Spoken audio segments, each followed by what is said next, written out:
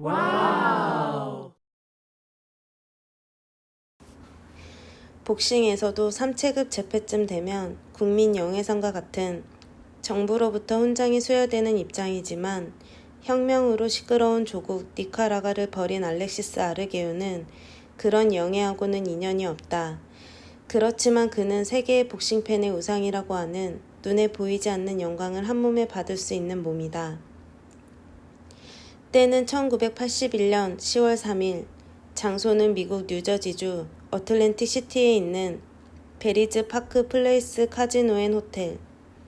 방금 세계 라이트급 챔피언이 되는 길이 막힌 20살의 젊은이 레이븐분 맨시니가 패전의 변을 말하고 있다. 진 것은 분하지만 지금은 마음이 편하다. 오늘 밤의 시합에서 많은 것을 배울 수 있었으니까. 레이가 대기실에서 기자단에 둘러싸여 있을 때 휠체어에 탄 사나이가 다가왔다. 레이의 아버지 레니 맨신이다. 레니는 30여 년 전에 세계 라이트급의 톱 복서였다. 당시의 세계 챔피언인 사미 앙코트에게 도전하기로 결정되어 있으면서도 1개월 전에 전장에 소집된 불운의 복서다. 레니는 프랑스 전선에서 다리를 부상당했다. 멀지 않아 귀국할 수 있었지만 이미 복싱을 계속할 수 있는 몸이 아니었으며 2번 다시 글러브를 끼는 일은 없게 되어 있었다. 살아서 돌아온 것이 오히려 괴로웠다. 라고 말하는 것은 틀림없는 레니의 본심이었을 것이다. 레니는 자기의 꿈을 아들 레이에게 부탁하고 있었다. 아버지를 발견한 레이는 상처투성이가 된 얼굴을 일그러뜨리면서 말을 계속했다. 죄송해요, 아버지. 전혀 생각한 것처럼 움직일 수가 없었어요. 아버지를 위해서 어떻게든지 벨트를 갖고 싶었는데 열심히 싸웠지만 안 됐어요. 죄송해요. 죄송해요, 아버지. 기자단을 앞에 두고 젊은이답게 시원시원한 표정을 보이고 있던 레이는 마침내 참다 못해 눈물을 흘렸다. 레니는 고개를 끄덕이면서 걱정할 것 없다, 레이. 라고 말했다. 아버지의 꿈을 짊어지고 그리고 자기의 청춘을 건 싸움은 20살의 레이 앞에는 14라운드 TKO 패라는 결과로 나타났다. 비정한 세계다. 몇 분 후에 시리에 빠진 레이 앞에 챔피언인 아르게오가 모습을 나타냈다. 레이 자네는 훌륭한 파이터다. 강한 도전자를 상대로 나도 최선을 다해 싸울 수 있었다. 고맙다. 그 말에 레이는 젊은이다운 밝은 표정을 되찾았다. 존경하고 있는 복서와 글러브를 주고 받을 수가 있어서 영광입니다. 고맙습니다. 다시 아르게우는 옆에 있는 레니에게도 머리를 숙이고 말을 계속했다. 레니 씨, 당신은 오죽이나 괴로우셨겠습니까? 그렇지만 나도 괴로웠습니다.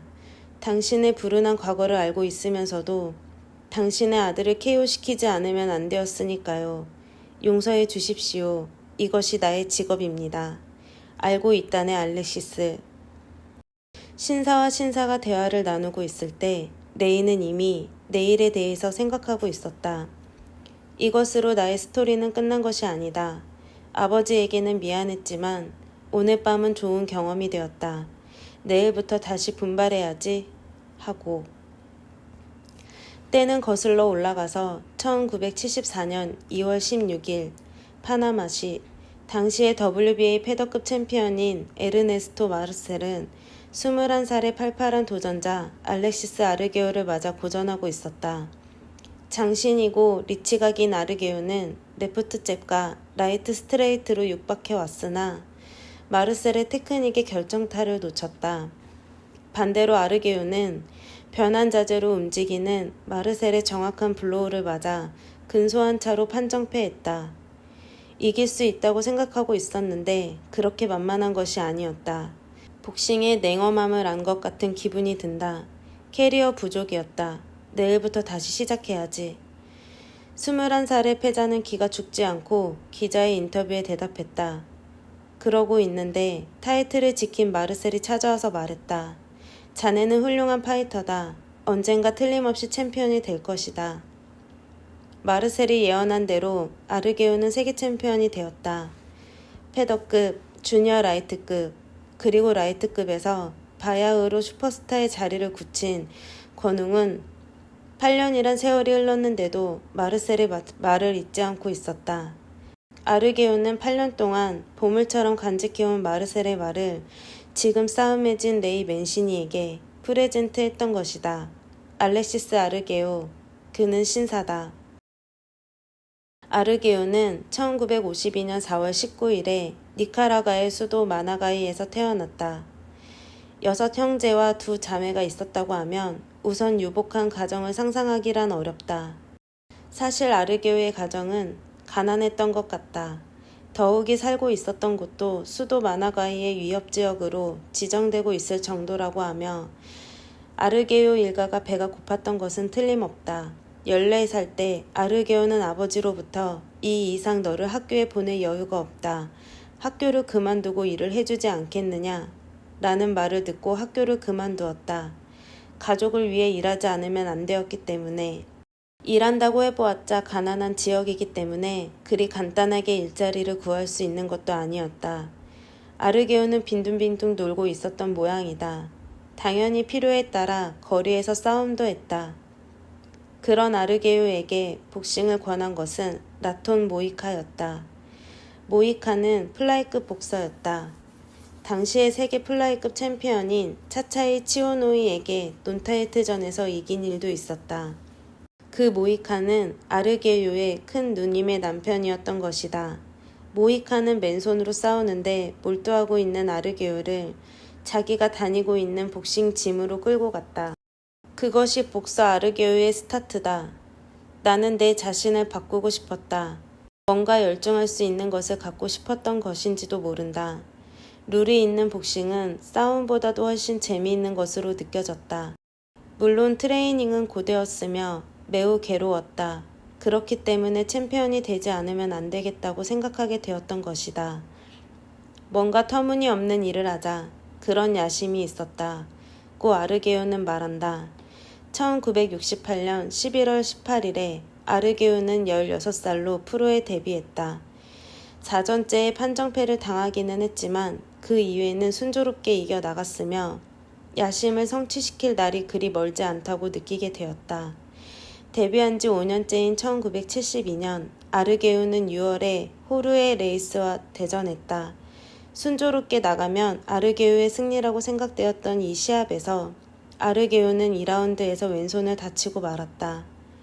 본시 왼손잡이인 아르게요는 복싱은 바른손잡이의 스타일이지만 그의 KO는 대부분이 레프트훅에 의해서 결정되고 있다. 필살의 레프트훅은 상대뿐만 아니라 아르게요 자신도 괴롭히고 있었던 것이다. 왼손을 쓰지 못하게 된 아르게요는 오른손만으로 싸웠는데 8라운드에서 레퍼리는 시합을 스톱시켰다. 이와 같이 그의 전적에서 유일한 KO패는 왼손의 골절이라는 사고 때문에 일어난 것이었다. 그 후 아르게요는 왼손에 백금을 파묻는 수술을 했다. 같은 1972년 12월 아르게요가 살고 있던 마나과이는 큰 지진을 만났다. 소위 니카라가 대지진이다. 아르게요가 있던 곳에서 2m쯤 떨어진 곳에 기둥이 떨어졌다고 한다. 죽을지도 모른다고 생각한 것도 무리가 아닐 것이다. 이듬해인 1973년 8월 33번째의 상대는 멕시코의 네이초 로메리였다. 1라운드에서 아르게요는 반응이 충분한 라이트 스트레이트를 로메리의 턱에 먹였으나 동시에 로메리의 라이트 스트레이트도 아르게요의 턱을 치고 있었다. 여기서 보기 드문 더블 녹다운이 일어났다. 그야말로 종이 한 장 차이라고 할 수 있었다. 카운트 10 이내에 일어날 수 있었던 것은 아르게요 쪽이었다. 이리하여 살아남은 아르게요는 1974년 2월에 에르네스토 마르셀이 가지고 있는 WBA 패더급 타이틀에 도전했으나 노련한 마르셀 앞에서 판정으로 눈물을 삼키게 되었다. 엔리케 가르시아, 아트 헤이피, 치코 아파리시오 같은 강호를 물리치고 세계 상위 랭커로 올라간 아르게요에게 WBA로부터 지명 도전자의 추천이 있었다. 챔피언은 루벤 올리바레스였다. 마르셀이 아르게요와의 방어전을 끝으로 은퇴하고 올리바레스가 챔피언 결정전에서 일본의 우다가와를 쓰러뜨리고 벨트를 획득하고 있었다. 올리바레스와 아르게우의 대전은 로스앤젤레스의 포럼이 무대로 되었다. 예상은 다소 아르게우에게 유리하게 기울고 있었다. 깡마른 몸에서 내찌르는 펀치는 많은 전문가들로부터 진짜라는 보장을 받고 있었던 것이다. 그러나 시합은 베테랑인 올리바레스가 지배했다. 백열된 타격전은 후반으로 들어갔으며 10라운드에서는 아르게우가 쓰러질지 모른다고 생각했을 정도의 데미지를 받고 있었다. 그래도 포인트는 근소한 차이였다. 13라운드 올리바레스의 턱에 아르게우의 레프트 훅이 장렬했다. 다음 순간 챔피언은 캔버스에 넘어졌으며 두 사람의 입장은 역전되었다.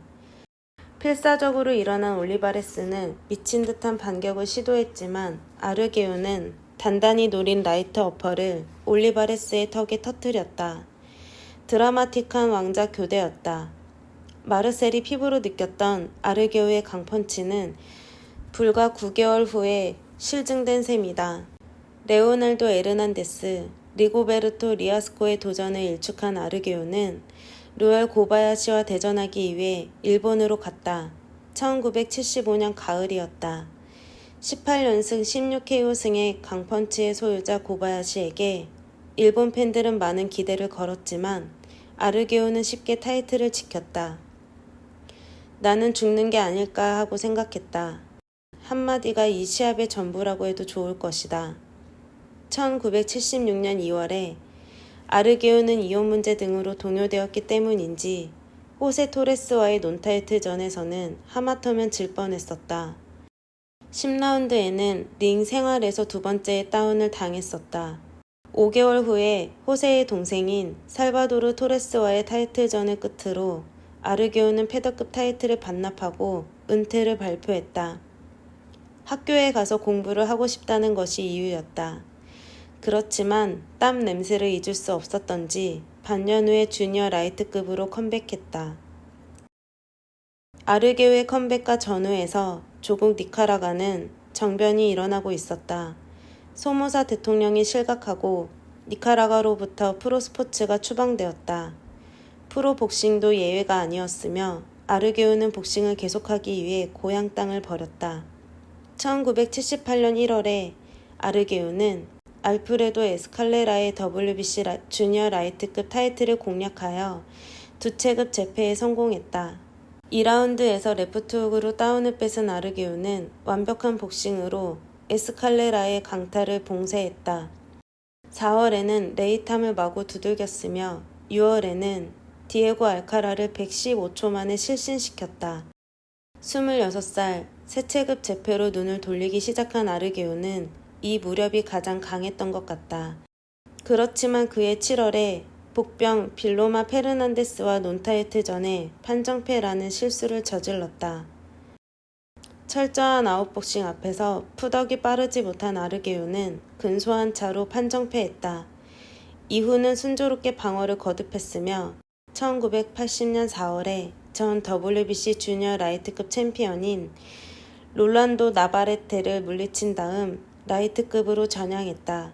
그리고 작년 6월에 예상대로 짐 워트를 공략해서 사상 6명째의 3관왕이 되었다.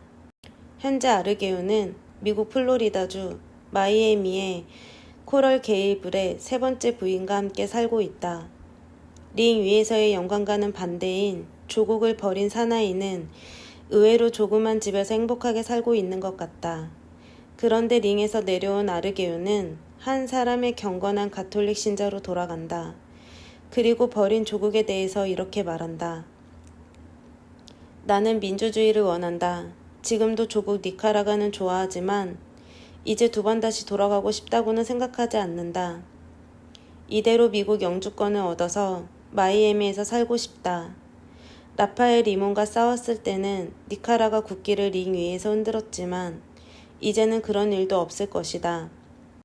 혁명 후에는 니카라과에 있는 우리 집도 파괴된 것 같다. 아르게우는 이미 데뷔 이래 79전을 소화해왔다. 4번의 패배는 모두 석패의 부류에 들어가는 것이다.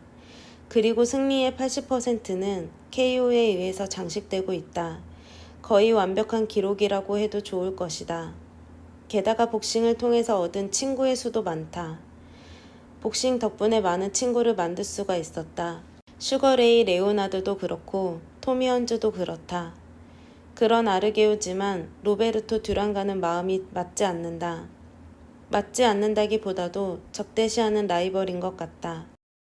몇 년 전에 듀란이 라스베가스에서 시합을 끝낸 뒤 나는 그에게 다가간 일이 있다. 물론 축하한다는 말을 해주기 위해서였다. 그렇지만 그는 나에게 이런 말을 퍼부었다. 죽여주겠다. 언젠가 링 위에서 때려 눕히겠어. 가까이 오지 말란 말이야. 라고 말이야. 그 이후로 언젠가 듀란과는 글러브를 주고받지 않으면 안 된다고 생각하게 되었다. 라이트급으로 옮긴 것도 그 때문이었다.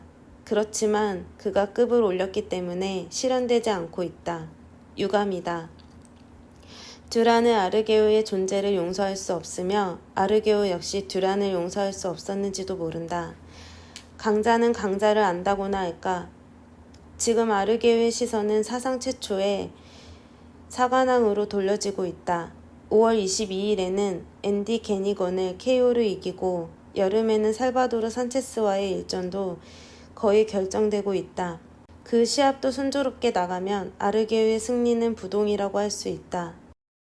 30살을 넘어 원숙한 맛을 더한 기공자 아르게오. 그에게는 아직 내일이 있다.